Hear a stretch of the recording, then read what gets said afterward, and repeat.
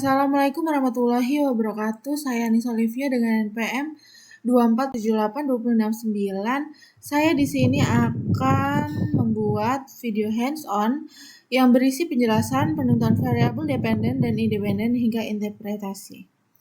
Nah, di sini sebelumnya saya sudah mengerjakan lab 11 analisis regresi pada pertemuan minggu kemarin. Saya di sini mendapatkan topik datasetnya yaitu Earthquake Alert Prediction Dataset. Nah, ini link sumber datanya. Karena saya absen nomor 2, jadi saya ke bagian yang nomor pertama. Nah, kemarin saya sudah melakukan tahapan analisis regresi, memilih satu variabel dependen dan juga memilih 4 variabel independen. Kemudian saya di sini juga sudah membuat model regresi linear berganda, juga saya melakukan analisis regresi. Saya juga sudah melakukan prediksi 5 periode ke depan.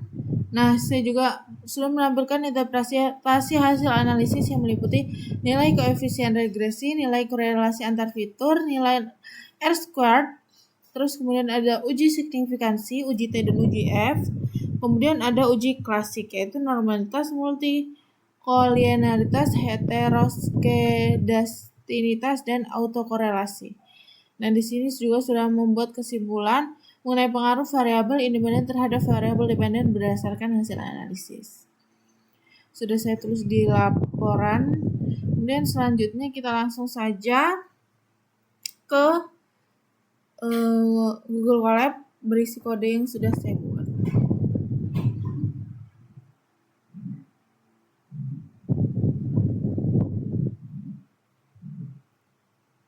Nah, di sini terdapat dataset. Dataset ini terdiri dari 1.300 baris data. Terdapat kolom magnitude, depth, CDI, MMI, SIG, dan alert. Nah, di sini saya mengimport library atau saya menggunakan library, yaitu ada Pandas itu untuk memanipulasi data table, kemudian ada Seaborn dan Matplotlib itu untuk visualisasi grafik, dan juga ada stat models untuk analisis statistik regresi yang mendetail. Kemudian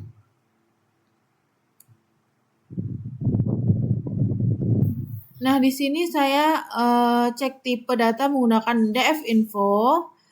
Nah, bisa dilihat semua di sini hampir semua kolom bertipe float 64, yaitu angka. Kecuali kolom alert itu yang bertipe objek. Karena regresi linear membutuhkan input angka, maka kolom alert tidak akan saya masukkan ke model regresi kali ini. Nah, selanjutnya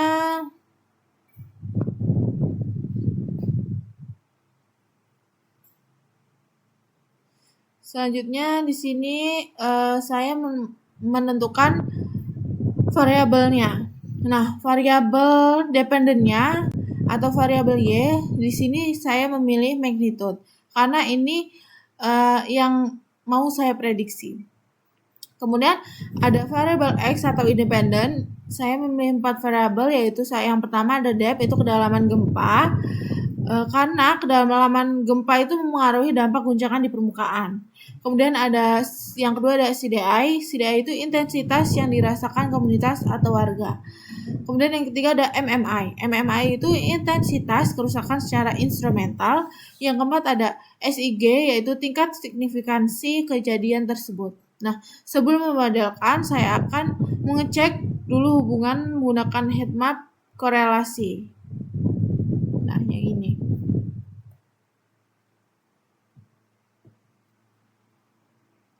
Nah, kita bisa lihat di sini kotak yang merah, yang ini.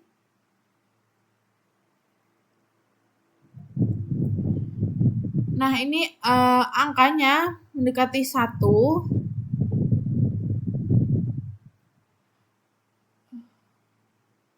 Ini bisa dikecilin. Nah,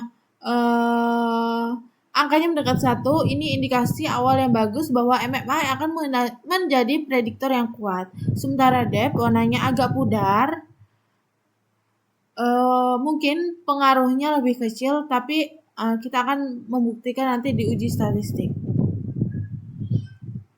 Nah, di sini ini udah, ini yang OLS. Nah, kita akan, saya menggunakan metode OLS atau Ordinary Least Squared. Nah, kita akan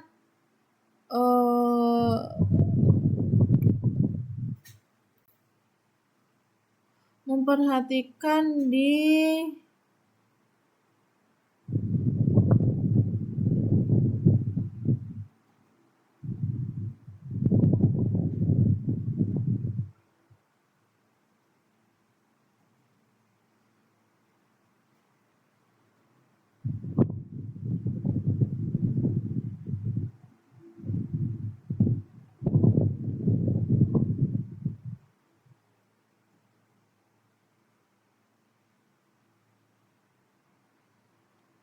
yang ini.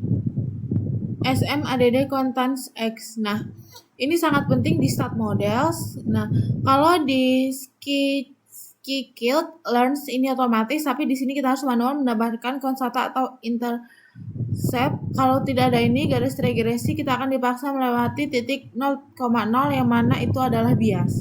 Nah, setelah model di fitting, saya melakukan simulasi prediksi 5 periode ke depan.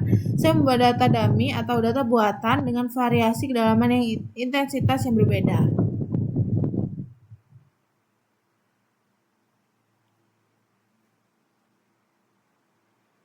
Nah, selanjutnya kita akan ke tabel OLS. Di sini ada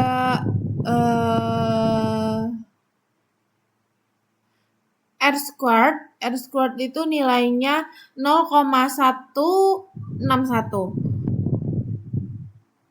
Nah, yang artinya model ini kita baru bisa menjelaskan 16,1 dari fenomena gempa. Sisanya 83% masih misteri atau dijelaskan variabel lain yang tidak ada di data ini.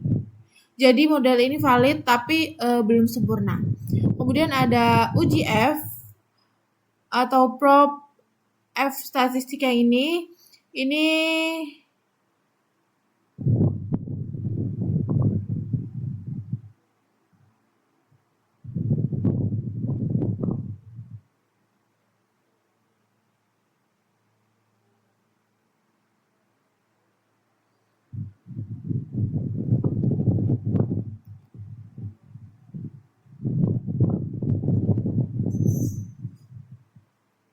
yang ini nilainya jauh di bawah angka 0,05.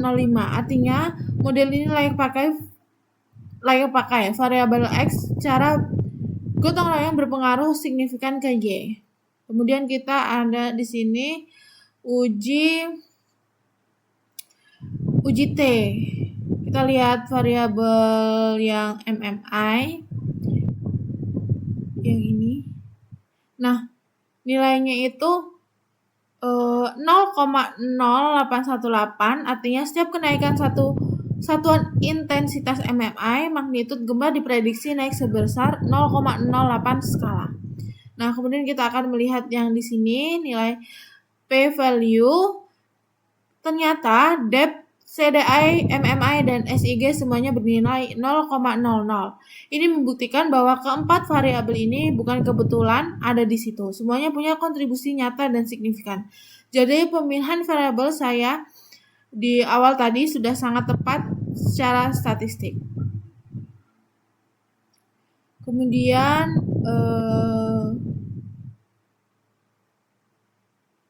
kita lihat di sini ada distribusi residual atau uji normalitas. Nah, analisis regresi itu mempunyai syarat, namanya asumsi klasik. Nah, kita harus cek syaratnya terpenuhi atau tidak. Yang pertama itu ada uji normalitas.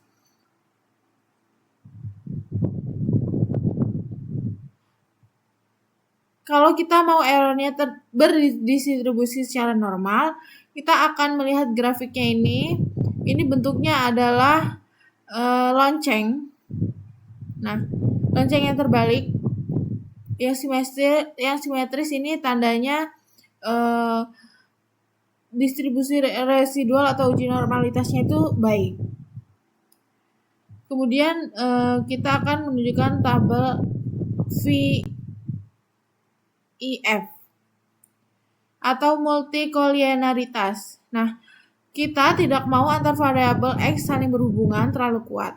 Misalkan CDI dan MMI, syaratnya VIF harus di bawah 10.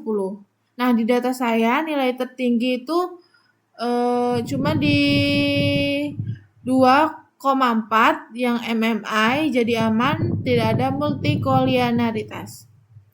Kemudian selanjutnya adalah uji heteroskedastisitas. Ini di sini ada hasilnya dari residual versus fit. Nah, jika kita mau errornya menyebar secara acak, di grafik ini titik-titiknya tidak membentuk pola corong atau pola gelombang, melainkan menyebar rata di atas dan di bawah garis 0. Nah, ini menyebar rata di bawah dan di atas garis 0. Ini tandanya aman. Kemudian di sini ada autokorelasi.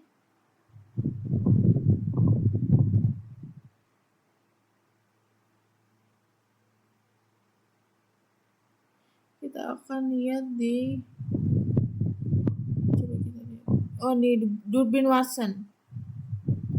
Di Durbin-Watson, nilai Durbin-Watson di sini adalah 1,991. Nah, nilai ideal itu sekitar 2. Jadi data ini tidak memuat korelasi antar waktu yang mengganggu.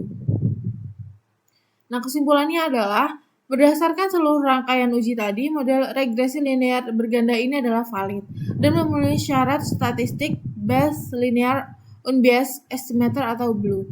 Variabel MMI dan CDI menjadi indikator paling dominan dalam menentukan kekuatan gempa.